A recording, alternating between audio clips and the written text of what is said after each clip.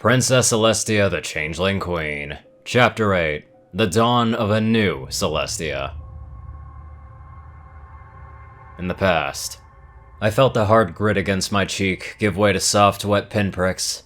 My eyes were closed shut in a futile attempt to block the agony in my gut.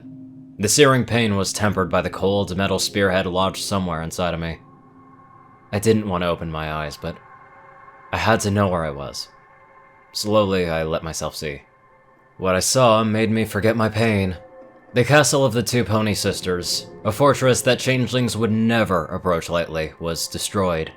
Its great towers were a crumbled ruin. What little of the concentric walls that had not become rubble were scorched by fire.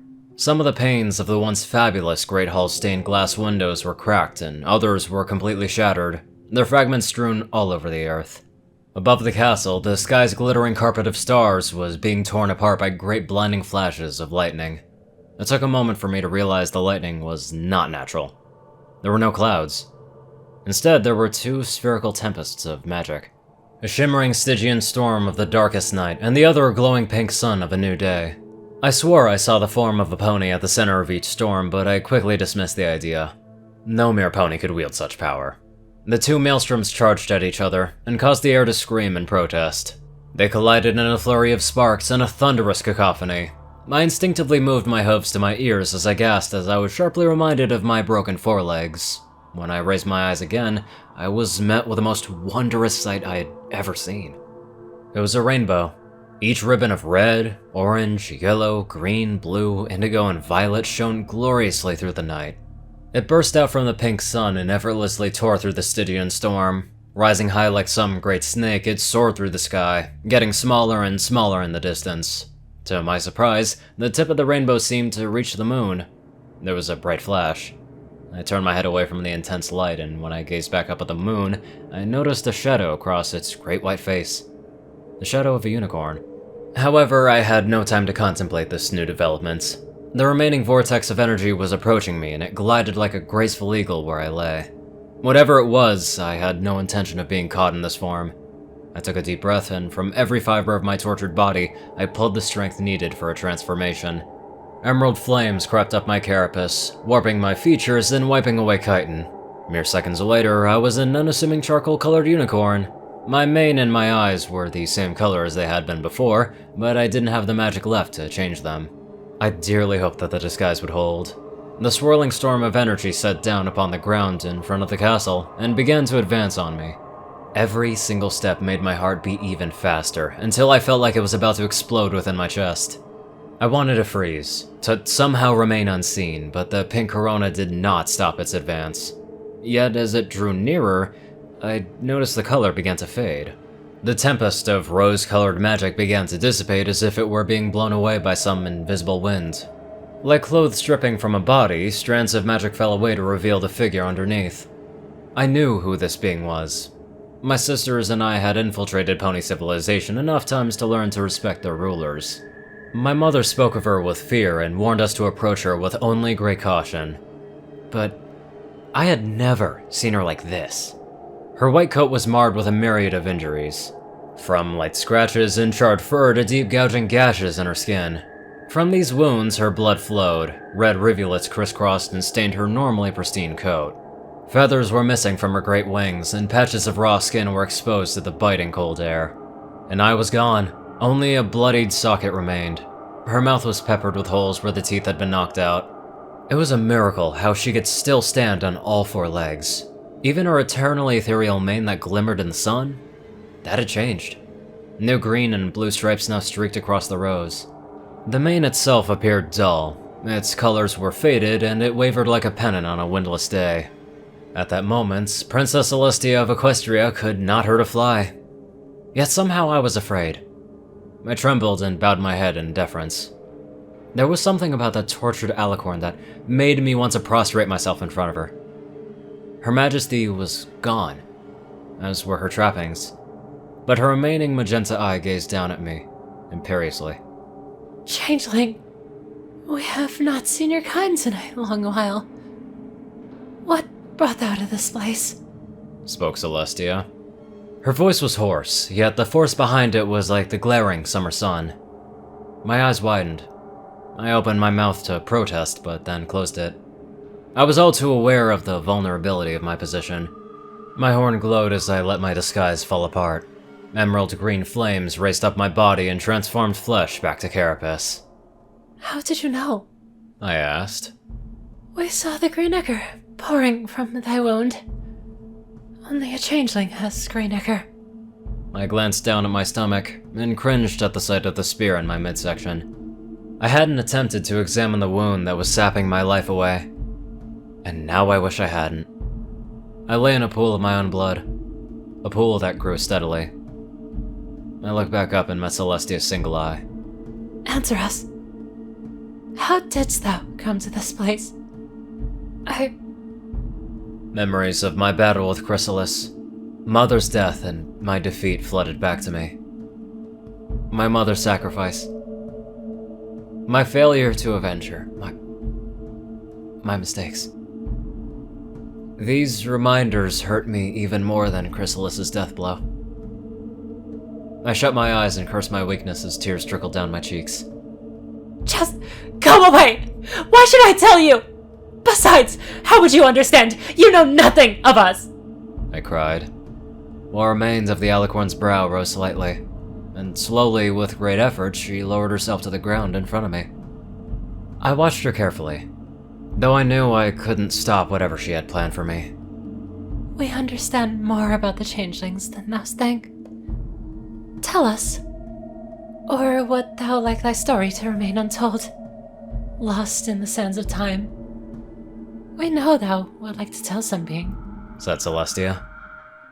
She smiled, her chapped lips cracking as they tugged sideways. I ground my teeth together and glowered at the Alicorn, who continued to smile down on me. I didn't want to tell this pony, but the worn smile that she wore was sincere. And she was right. I didn't want any pony to know what I did, but I wanted to tell someone, anyone. The sadness and the grief that I held hurt so much. My hesitation and caution couldn't beat back the ache in my heart. So, I opened my mouth and spoke. Chrysalis, my sister, I don't know why. She wanted my mother's throne and attempted to remove her from it. I found out and fought her, but during our battle, Tears burst from my eyes. I slammed my head against the ground again and again, welcoming the pain that came with it. I should have known that she would protect my actions. I sparred with her so many times. Instead, I did the first thing that came to my mind and teleported. My mother, she threw her life away to save me. I tried to avenge her. I fought Chrysalis with everything I had, but I couldn't beat her. My allies, they saved me, but they'll just die because I failed. Why didn't I see this coming? Why, damn it, why? I couldn't say anything more. Just the thought of my mother's smile. The times when she taught us, the moments that she punished us. They all brought me back to the fatal image of her standing in front of me. A spear embedded into her chest. I couldn't stop my tears, no matter how tightly I shut my eyes. They just kept flowing down my cheeks, despite the fact I knew it was futile. I wish I could use my hoofs so I could just wipe them away. That was when I felt a warm touch on my cheek. My eyes snapped open and I saw a white hoof gently dry my tears. I glanced upwards at the Alicorn, shocked. She still wore a smile, but her eye was moist. Did she just cry for me? Did this pony princess just try to comfort me? How is this possible? Why did fate decree two sisters to fight sisters on the same day? Rasped Celestia. What in Tartarus are you talking about? I demanded, and then gasped. I had realized what, or more correctly, who the other vortex of energy had been. Celestia bowed her head and closed her single eye. We ignored our little sister Luna. She only wanted Pony's appreciation, and we tried to help. But we never tried hard enough. Then today, she came to us and said that she would not lower the moon. We pleaded with her. But then she turned into that thing, Nightmare Moon. I was rather astounded, wet eyes wide as plates. Celestia, the princess of Equestria, was in tears, racked in great sobs that ground against my ears. We battled her. We tried to restrain her, but in the end, we were forced to seal her in her own moon. What could we have done?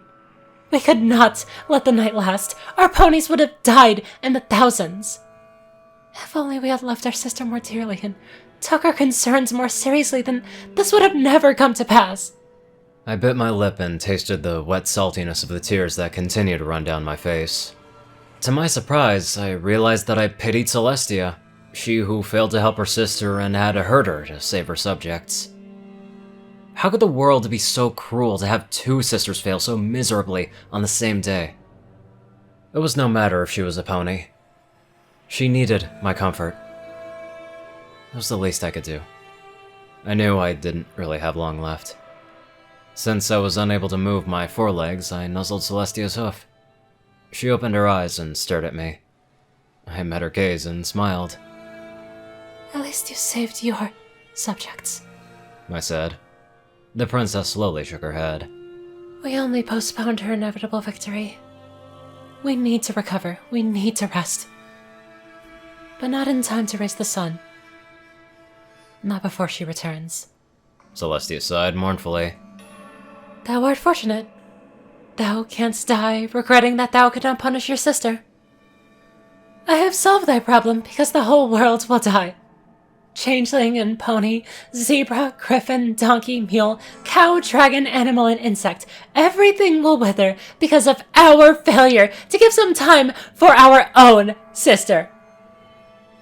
When we return, there will be nothing left. Nothing, because of our selfishness. Everything will die, and we will live, knowing it was because of our mistakes, cried Celestia. I winced at the alicorn's wail of despair. I had no way to comfort her. I could only offer my condolences. I'm sorry. You must love your ponies greatly. My voice came out in a whisper. I had begun to feel short of breath. It seemed like a weight had descended upon my eyelids as I had to struggle to keep them open. At least the pain was gone. Celestia sniffled. We do. And they love me greatly, too. They would give their lives for us in a heartbeat. I chuckled and coughed. I watched as drops of blood spattered to the ground in front of me. I did my best to ignore them. So much love. I bet if I were you, I could easily raise the sun and the moon. I then noticed Celestia's remaining eye widened, glinting. Not with tears, but with an eager, anticipating hope. What is thy name and title? Demanded the alicorn urgently. Her voice was stronger than before, but it seemed to come from a long way away. My vision had darkened. I could barely even see Celestia's white hooves. I am Alternia, daughter of Camellia. Goodbye, Celestia. I closed my eyes. Out of nowhere, I felt new vigor, new energy pouring into my limbs. The sleepiness was gone, and I suddenly didn't feel numb anymore. I also felt a wet sensation on my snout, and I opened my eyes. Princess Celestia was kissing me. I was horrified. I should have been more worried that I had nearly died, but at that moment, all I could really think of was the fact that I was being kissed. I'm not sure if changelings can blush, but I swear my cheeks were aflame with embarrassment. Yet, there was something else I felt. It was love. Not romantic love, but deep appreciation and sympathy. It had been transmitted to me through the kiss and had awakened me before I fell into the abyss. The alicorn pulled back from me, a cheeky grin on her face. We will not have thou leave this world just yet, Changeling. We have a proposition to make. I frowned. The princess was smiling, but her brow was set in a determined expression. We are about to pass on. Our body must recuperate from our sister's assault and from sealing her. In order for us to recover, we must sleep for more than 1,000 years. We must leave Equestria, in the blanket of eternal night. Our ponies will have no pony to turn to, no pony who can lead them, and no pony who can protect them. thou were wounded, exiled, without power, without love, and without the ability to deliver justice upon thy sister. But we have a deal that can solve both of our problems. My ears straightened and my eyebrows rose as Celestia began her proposition. Explain, princess. Dost thou remember that bet thou was made? Thou proposed to us that, if thou were us, thou couldst raise the sun and moon. We asked thou to take up that bet. I frowned, perplexed by what Celestia had just said. There was only one thing that matched up with what the Alicorn had suggested, but it made no sense. Are you asking me to impersonate you? The princess nodded. That explains a lot, and it's also nice to see all the puzzle pieces coming together. I'll admit though, I'm a little bit shocked about that whole eye thing. Now let's head on over to our lovely donators. Top donators, Dash of Evergreen, Peter Coulthard, J10 Man, Darkside, and Ponyman.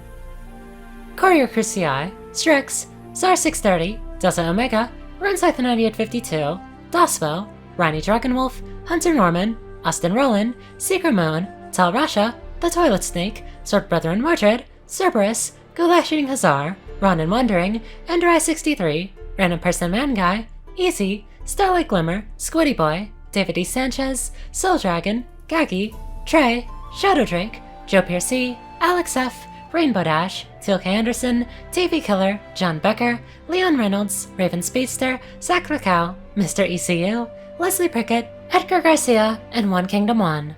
Thank you all so much for watching this video, and live life to the fullest.